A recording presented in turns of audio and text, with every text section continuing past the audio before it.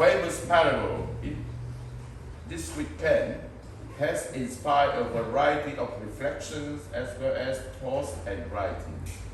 We call the parable of the prodigal son. Some even call the parable of the merciful father. Many people have various reflections and writings on this. Henry Nouwen even writes a book called The Return of the Prodigal Son, but on this parable. An author has a look at the parable from the viewpoint of the heart. It is quite significant, so let us go with him.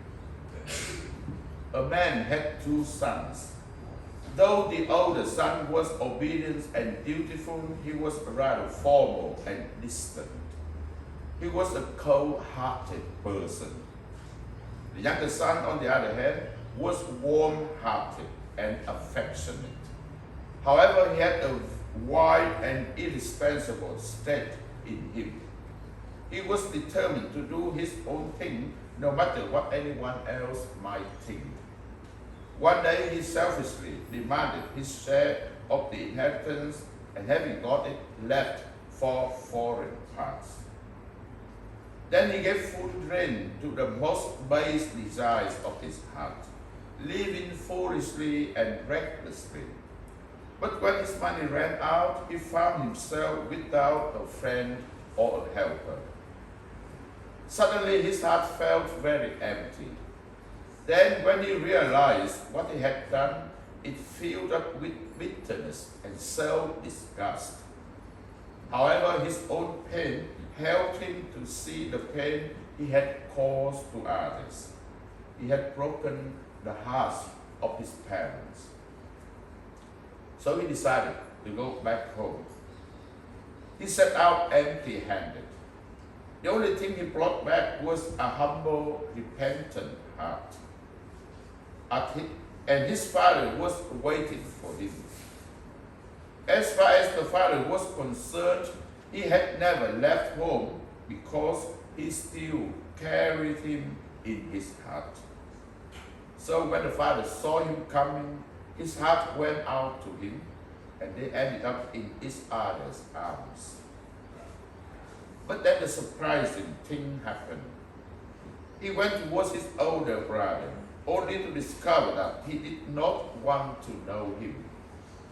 There was no room for him in his older brother's heart. Instead of his heart filling up with joy at his brother's safe return, it filled up with bitterness and resentment. He had sought the way to his father's heart through duty rather than love. Sadly, it seems that he had never entered, because if he had, his own heart would have been enlarged. Instead, it was more narrow, cold, and unwelcome. The story of the prodigal son is a story about hearts. Selfish hearts and generous hearts. Closed hearts and open hearts. Cold hearts and warm hearts. Broken hearts and joyful hearts. Unrepentant hearts and repentant hearts. Unforgiving hearts and forgiving hearts. Resentful hearts and grateful hearts. The heart has a lot of words and acts connected to what we are saying and doing. When all is said and done, it is mostly the heart that matters. The heart is what we are deep down. It is the real us. It is where we can experience the reasons not known by the head. We can agree that darkness of heart is the blackest night of all. Emptiness of heart is the greatest poverty of all.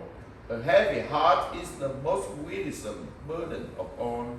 And a broken heart is the deepest wound of all. The parable also reveals how steadfast is the heart of God. God's heart does not blow hot and cold. God never closes his heart to any of his children. No matter how far from home they may wander, no matter what they do, if they come home, the only thing they can be sure of is a warm and generous welcome from a loving heart.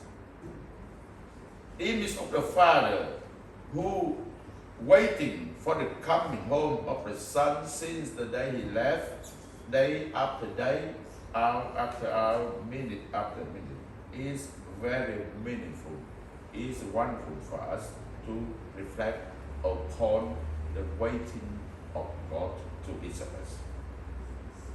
God is always there, waiting for our coming home, to forgive and to love, to help us have another good beginning of our life journey.